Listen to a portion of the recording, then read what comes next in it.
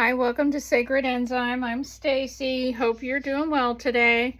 So I have all this set up because I want you to be able to look at this today. So I'm not going to be on camera, and I have a ton of notes. So this way I don't have to keep looking up. You'll have to excuse me. I have dirty hands because I've been working in my garden today, and so I'm not apologizing for it. So I'm going to go back out there when I get done with this. So we need to go over some stuff because I'm getting so many notes here. It's going to take me 10 videos to go through all this. So I've been going through Genesis, and we've been talking about archetypes on this channel and how these archetypes is what is actually unfolding in a sequence, a mathematical sequence. It is basically a roadmap from how we ascend out of this system. So I started looking at Genesis, and I started looking at the whole Joseph story because I've done videos in the past where we went back and looked at different stories in the Bible, and they're all allegories for time cycles, guys. Okay. So I'm sure that if you're here that you've already read Genesis many times over. Okay, so I want to show you how the story of Genesis even lines up on this Fibonacci spiral of archetypes. So, all right, so the high points of the story is that the Quran says that Joseph is the wolf ate him. Given a projection or lie was the father, the wolf hidden in sheep's clothing. And so maybe by the time we get to this, we could see that the wolf hidden in sheep's clothing means it's not really a wolf. It's an imposter. It has nothing to do with the wolf being the bad guy, guys. Okay, so in the story of Joseph and his coat of many colors, we have 12 brothers, okay? So we're already starting out with this 12 framework, right? This 12 framework. We've got 12 brothers. So we've got this story of 12 brothers. We've got a brother named Judah who ironically sold Joseph for silver. We've got a brother named Reuben who is the center point or the space holder in this story. We've got the coat of many colors, which is actually incorrectly translated in Genesis. It means a wedding garment. So that's actually not the Joseph and coat of many colors. It's Joseph in his wedding garment. And then we have a highlight of about goat's blood being put on the coat of what they call the coat of many colors on the garment and shown back to the father as proof of the death of Joseph. We can look at this as the scapegoat or the sacrifice or the transfer of guilt, killing the premature identity. The father only sees the illusion or the projection of his death, like us. He had the wool pulled over his eyes. So in the story, Benjamin stays at home while his brother, Joseph, goes. And Joseph is out in the field, and he is approached by Israel. And Israel says to Joseph, hey, go on up here and find your brothers. And so he goes up there to find his brothers. Well, his brothers were jealous of him. And they were jealous of him because he had prophetic dreams. And so he would tell them what the dreams were, and he didn't really understand his own dreams. So he would tell his brothers, his older siblings, what the dreams were about. And he would say basically, that when the day comes, you're going to bow down to me. So his brothers, they didn't care for him too much. They thought that he was an egomaniac in the making, so they wanted to get rid of him. So, we have the story of like sibling rivalry that comes up in this book, but the one thing that they skate around that I've not really heard many people talk about is the wolf connotations. The wolf connotations that's in the Joseph Genesis story. Okay, so we have the brother named Benjamin. So in the Bible, Benjamin means ravenous as wolf. It is tied to the wolf archetype. Okay, so in this story, Benjamin stays home. So he really kind of becomes a focal because He's not with his brothers. He stayed true to his archetype of the wolf. Joseph reacts to Benjamin completely different than his brothers in the end when they're reunited. This is probably because, archetypically, Benjamin presented the original thread of that archetype, of the Christ consciousness.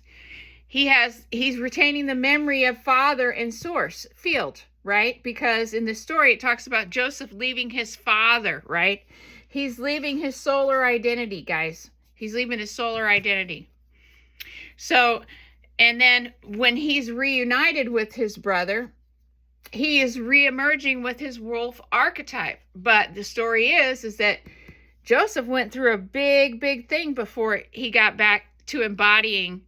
He went on a hero's journey, guys. He went on a hero's journey. So Benjamin's the unbroken archetype, and Joseph is now the transformed 13th archetype in this story. So is the 13th the expansion of the original archetypes?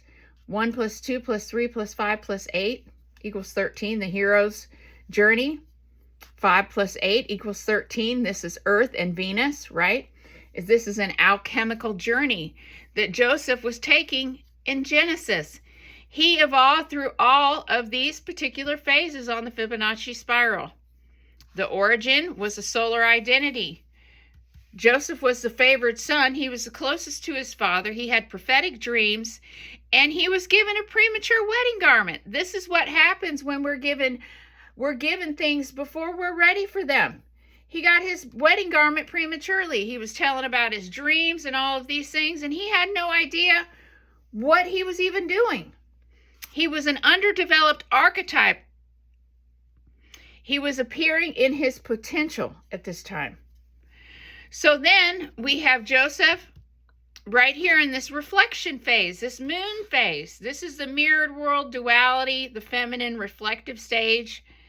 This is an awakening, right? So Judah sells Joseph for silver.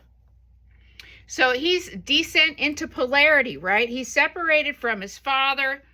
He has to go into a reflective phase, and this is his initiation into this experiential consciousness. So then we follow the story along, and we get Joseph that's following along this line. Still, he goes into an alchemical phase when he embodies Mercury. 3. 1 plus 2 is 3. Mercury is the messenger phase. This is when Joseph gets thrown into a prison. He's put into a well, right? This is a mental transformation for him. He was decoding dreams. You know, when he goes into the well, this is showing the underground movement, just like Jesus. When Jesus goes underground for 40 days, when you've got all these other archetypes that go for their hero's journey, they go to the underworld, they go to Hades, they go to the Absu, whatever you want to call it. This is what they're talking about. These are all archetypes, influences from planets and other systems that influence the way that all of this unfolds. All right. Joseph is no longer dreaming. He becomes the interpreter of the hidden meaning. So then we get to the 5 in the Fibonacci spiral. 1, 2 equals 3. 3 plus 2 equals 5, right? This is another archetype that Joseph has to embody on his hero's journey. He has to embody his Venus, his creative stewardship. This is harmony, order, creative manifestation, beauty through wisdom, and planet stewardship. So he works for the Pharaoh. He manages the food abundance, and he solves the famine, and he becomes a life preserver. Guys, this is what he did with his heart space right here, right?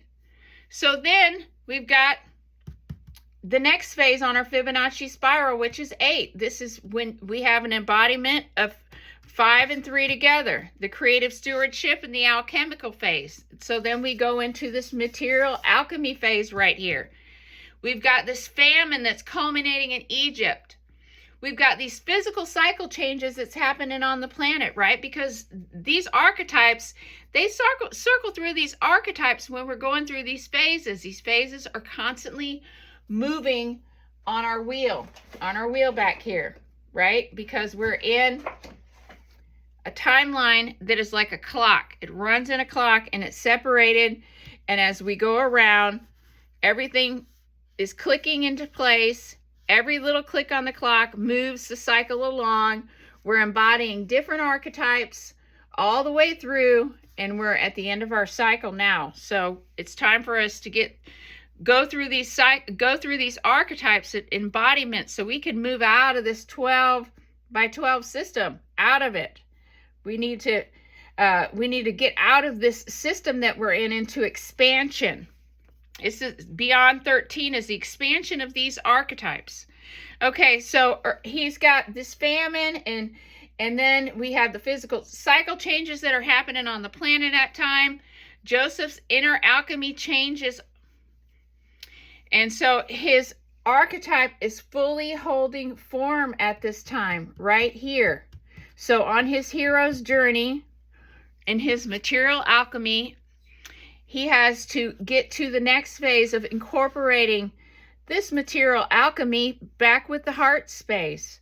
And this is reconciliation. This is 13 here. This is embodying the 13th archetype. So when Joseph embodies the 13th archetype, what he has is he stepped into his Christ consciousness, right? This is why Christ is king, guys. Christ is not just what we project a physical being on it, but Christ is an archetype. Christ is a way of embodiment. It is an embodiment of all of these archetypes, not just those, but also the other numbers that are not on the Fibonacci. These are other influences that all have to do with how everything is unfolding here. So we've got the reconciliation here where Joseph forgives and he rescues his brothers. They're integrating their polarity is integrating. The family was once fractured and now it's reunited, and the initiate is transformed. Okay, so this is Joseph in Genesis is actually following a Fibonacci spiral, right? Okay, and so when we get past 13, we start getting into expanded versions of these different archetypes, right? So we've got magnifications of one of these planetary influences. I'm hypothesizing are equating to another. For an example, when you get past 13, you go into 21, 34, 55, 89, 144, 233, and 377. Okay, so after you get to the 13th archetype right here, we go to 21. And so this archetype is about expansion, vision, and abundance. And then 34 is where we've taken the 13th archetype, we've integrated it into expansion, right? And now we have to lock this into place. So this is going to be a return to the Saturn archetype, guys, for balancing Saturn out, right? So this is structure, discipline, and legacy right here. So then, you know, we go to an expansion of the 5 principle, right? The 5 principle of Venus, which is creation and harmony. So I'm hypothesizing here that this expansion of Venus is actually Neptune, guys. And then 89 is where we go from this Neptune, collective heart transcendence phase right here, into the forge, guys. We then are becoming golden beings, guys. So after we become our golden being and we go through Vulcan, we are Jupiter fulfilled. We are our sacred order. This is the New Jerusalem right here. We expand out past this. Well, this is just infinity and transcendence and unity. This is what I'm going to be reading about in the next little bit of stuff. So I wanted to show you that basically everything in the Bible is an allegory that explains an unfolding of all of these different forms of influence that have to do with our reality. And so non-Fibonacci numbers are other influences that have to do with a play to hold tension in the archetypes, guys, okay? So we've got stabilizer, test tensions, bridges, and compression mechanics, because remember how we talked that a crystalline structure has to be broke up. It has to be broke up. Okay, so we've got the number 4, which is not in the Fibonacci spiral. We go 1, 2, 3 to 5. So 4, we already know that 4 looks like a structure already. So this is all about structure. This is putting boundaries, order, and containment into a system, right? We have to have tension in the system, just like Mother Earth explains that Earth is like a loom, and we have to maintain tension on the thread, but you also have to be able to see the back side of the loom and the front side of the loom to understand the whole tapestry. Okay, so then we get to number 6, because we have 5 on the Fibonacci spiral. But the interesting thing about 6 is almost like a carry on from 5. And the reason I say that is because even if you look at the number 6, it looks like a pregnant woman, right, with a belly. So I believe that 6 is a harmony carrier, because we have to have alchemy integration on both sides. We have Mercury and Venus, right, that are in the Fibonacci spiral. But what are the carriers in the non-Fibonacci spiral numbers, right, that are creating tension? Because we have to have both opposing on both opposings, right? So 6 is a harmony carrier. This is caregiving, responsibility, emotional stewardship, and maintenance of beauty. This is keeping this in place, right? So this is Venus in the material realm. So 7 is not on the Fibonacci. So what kind of tension? Initiatory compression.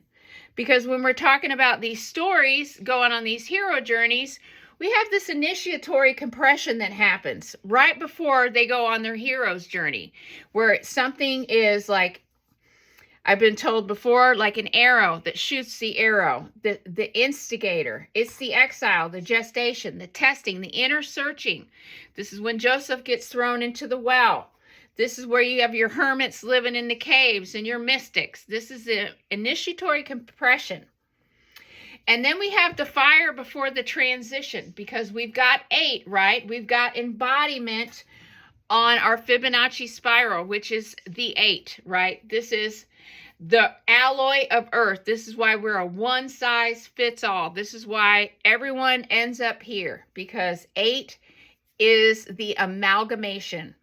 This is why our biological meat suit that we wear, our soul inhabits, is so many different types of DNA from different systems of different beings over eons, our older siblings, right? To make this experience, or our older selves, to make this experience what it is, and for us to be able to inhabit our full soul expression in this, we had to have a very complex system. So we have a fire before transition that has to happen, because after we've had this embodiment here on Earth, it takes a fire sometimes to get people off their ass, right? Are these our Phoenix events, right? That Jason at Archetypes talks about, the fire before the transition, the friction, sacrifice, and the pressure that's put on to get you fired up, right? To make things happen. And then after that, we go to 11. We got 10 and 11. These are expanding. These are our threshold. 11 is especially is our threshold mirror, right? Our threshold mirror is our alignment with our higher self, our regulatory. These are your signals coming through. And 10, a lot of people like to say, is you've got one pillar and an infinity loop. So you've got this inward state that goes between fire and expansion, and this is where 10 happens. Okay, so 11, like 11 and 11, when you see 11, 11 on the clock, that's the double pillars. This is adding stability, right? So you went through this hero's journey. Thus far, you've had these other influences that are putting tension on the hero's journey, right? We're getting to this expansion stage right here. And then we come into 12. We've ended up in a fully ordered system. This is the cosmic administration. This is the 12s of everything. 12 tribes, 12's this, 12 sons, you know, 12, 12, 12, 12, 12. It's like, you know, there's 12 of everything.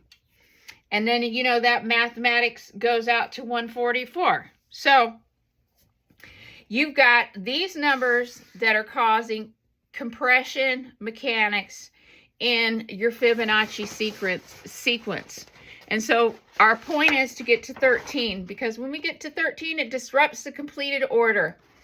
And it introduces us to transcendence, guys. Our conscious transcendence. We've got to get to 13. We have to embody. So what I want to talk about today, after going through this, is going to be Professor Gunnar Heinsohn's Toronto conference in 2016. I want to talk about that. And then I want to talk about more on this saints and the timeline of how there's some different scientists that have done a lot of research on it. And they've come to the conclusion, and I wrote a bunch of the facts that they brought forward. And this is from studying the strata, that our timeline has been fudged. And so I'm going to go through all of that information that I copied down, took notes on. And then the other thing is I want to talk more about what we were going over here with these archetypes. And I want to talk about the Legend of Atlantis. There's a documentary that I put on the page that you guys can go and watch it.